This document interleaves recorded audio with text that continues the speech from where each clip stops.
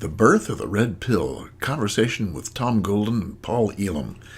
Let's go. Oh, welcome, Paul. We're going to talk tonight about the birth of the red pill. What do you think? Oh, man, it was a traumatic birth. I'm telling you. I'll tell you that. I have a new respect for women, Tom. Indeed. Squirting out that big red pill was rough. It was a big red pill, and bless her heart.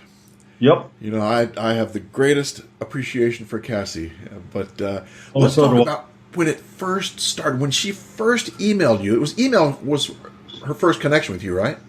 Yeah, it was. And that was back in the middle of 2013, I believe. Yes. Maybe a little earlier, May, June, something like that.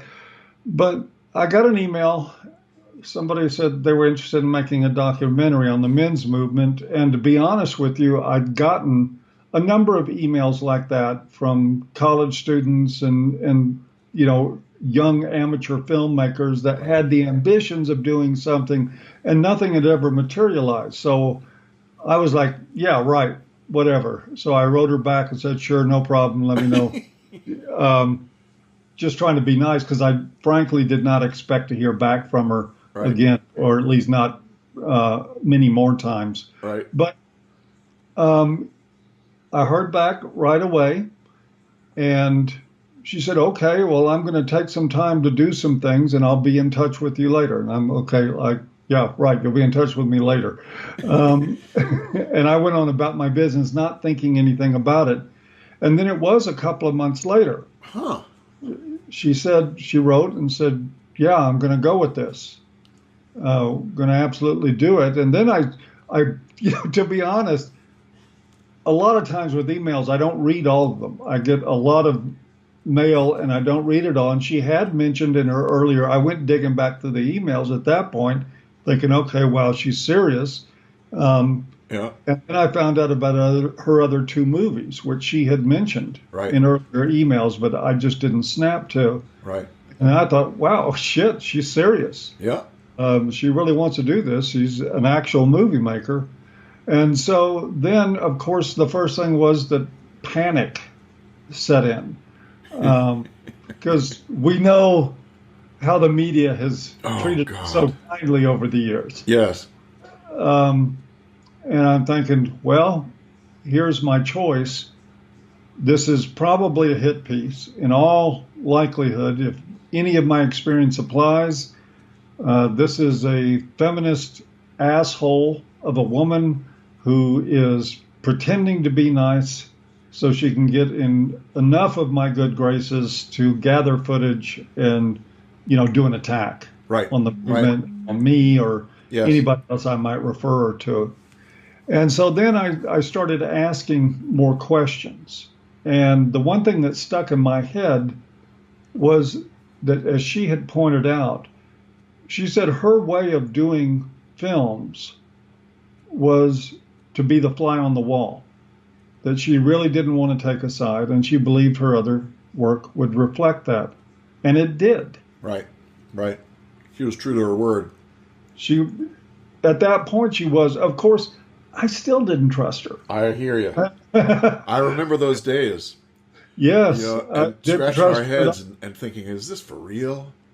I used to record interviews with the media, and I still do. Anytime they contact me, I record. I do them on Skype and record them. Yeah. Just like Cassie J herself just did with this. I think it's the Sydney Morning Herald. Yes. Interviewed her and did a total hit piece, and the interview had nothing to do with the piece that was written. Right. And that is exactly what I was expecting from Cassie J. Correct. And so the process I went through was what I had always gone through with A Voice for Men, is that we got negative attention. We got attacked. And that brought people to the site. Yes. And there would always be this small fraction of people that really didn't want other people to do the thinking for them. And of course, some of the people that these hit pieces were sending to the site were actually men who had been screwed over in family courts or who were predisposed to agree with what they were reading. And we grew from that. So that's the decision I made. I assumed Cassie J was a feminist out to do us harm.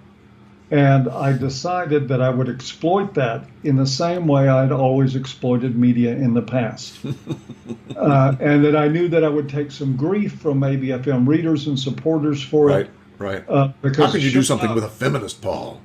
yeah, well, that, and when I announced it on A Voice for Men, the comments instantly flooded with, "Oh, she's going to do a hit piece." Yeah, They're yeah, all just Chicken Little comments, yeah.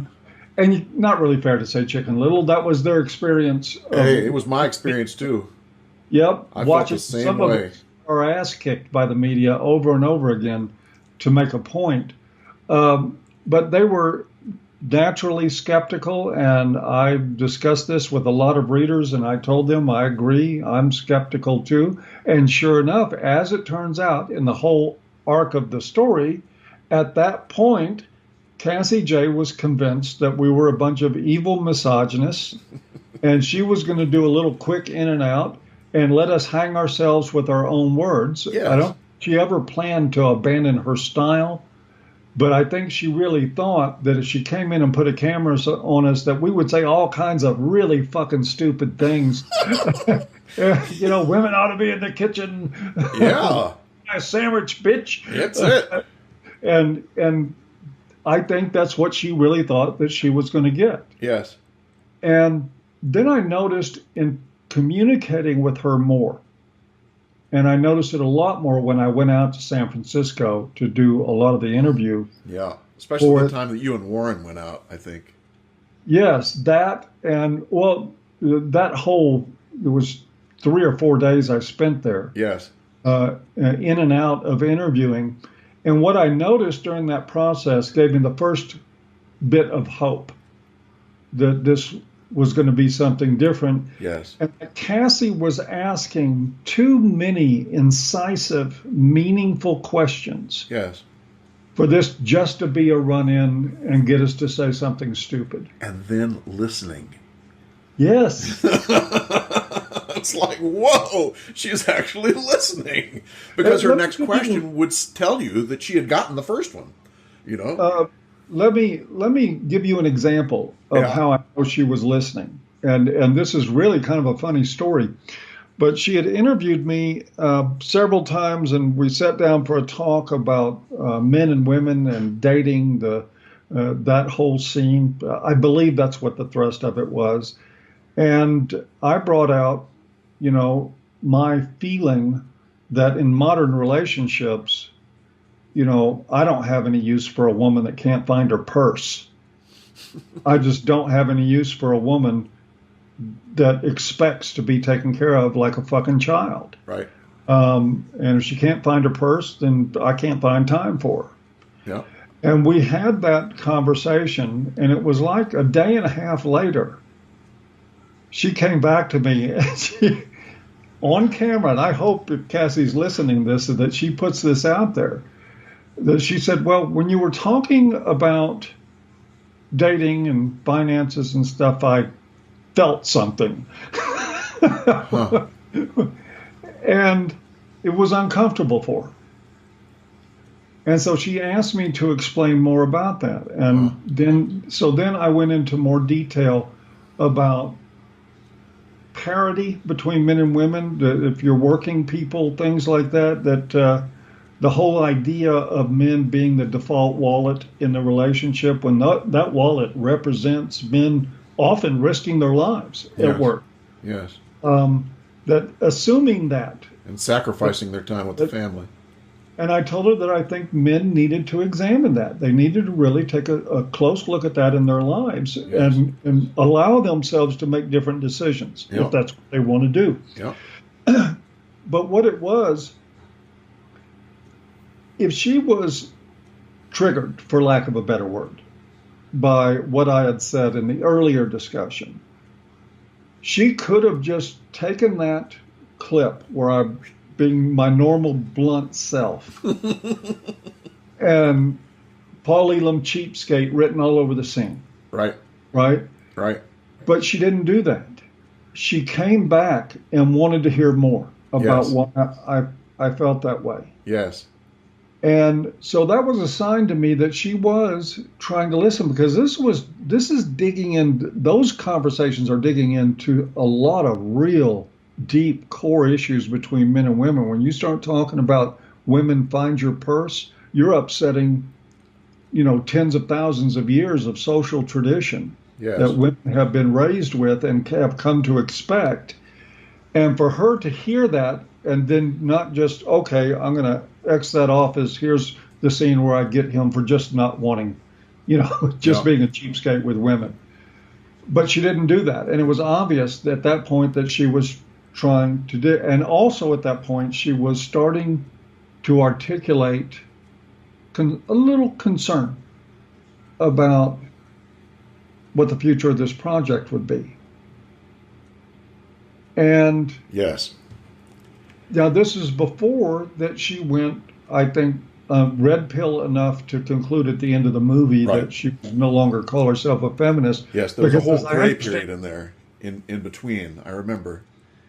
Well, yeah, and from what she said, she really didn't start having all this stuff gel in her head until the editing process, when you have to go through all that stuff and listen again and Interesting. again and again to what people are saying over and over again.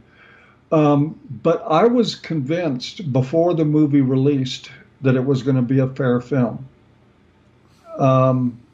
Before we got to that point, and I was also very concerned and absolutely certain that they were going to come after her to destroy her. Yeah, I know. We all told her that.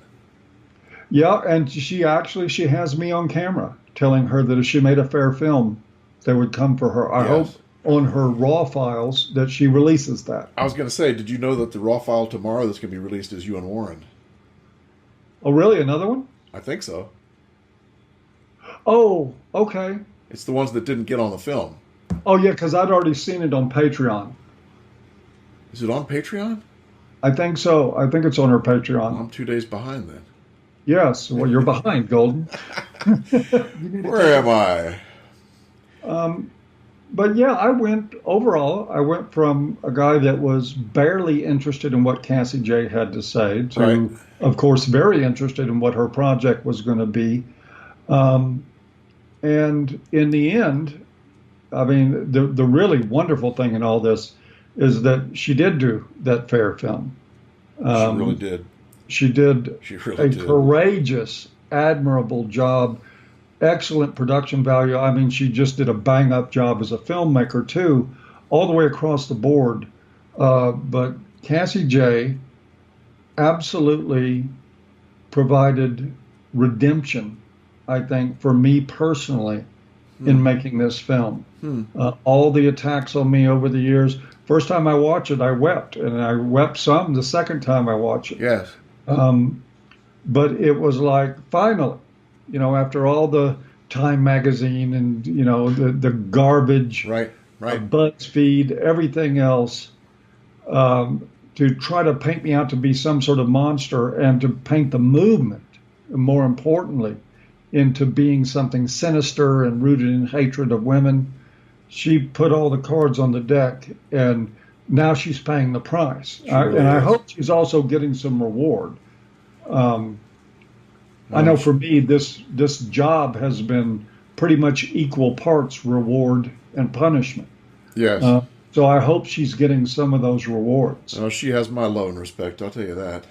Yeah, she also has my support on Patreon. So if you're watching this, And me too.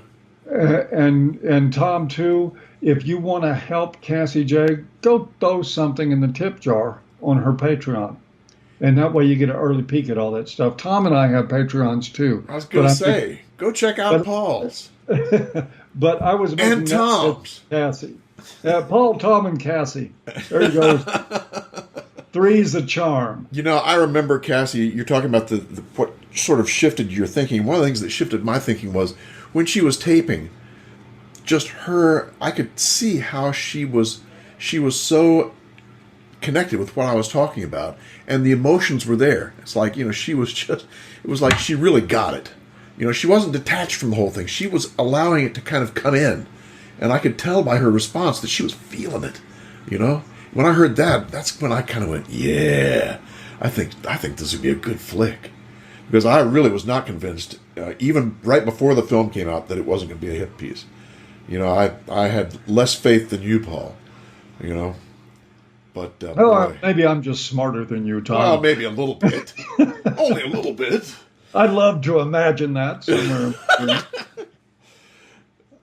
No, but and I'm sure it was a really pleasant surprise for you to. Yeah, oh God! I'll tell you that first time I watched it, out of the darkness, to hear her voice, just what she said, tears just started coming. It was like, ugh, because you could tell from the opening moment that she was going to tell the truth. She was going to tell the truth, and it's like that just broke my heart wide open. I said, "Oh, thank the Lord, and pass the biscuits." This is a wonderful thing. And maybe you and I should get Warren on here and talk a little bit more about the beginnings of things from his perspective too. What do you think of that? Oh, I'd love that. Because he says he'll do it, but he's in a long time. He's hard to corral. He's hard to corral. He's a busy guy, working on his commission. Yeah, and he's almost finished with his latest book, so that helps. Once he's finished with that, we'll be seeing Warren again. Yeah, I think Warren has plenty to do, but we should rope him in and discuss that. Yeah, it'd be fun. Get the three of us back together again. Yep, it'd be a fun thing. But I appreciate your thoughts tonight on the birth of the Red Pill and how the story went for you and what happened for you. It's a fascinating story and a freaking great movie. Yes, it is. And how do we end this? I know. Men are good. As are you. And all you guys out there. Don't let anybody tell you different, especially the feminists. All right. Good Men are the best. Paul. Take care, man. We'll see you. Bye-bye. Bye-bye.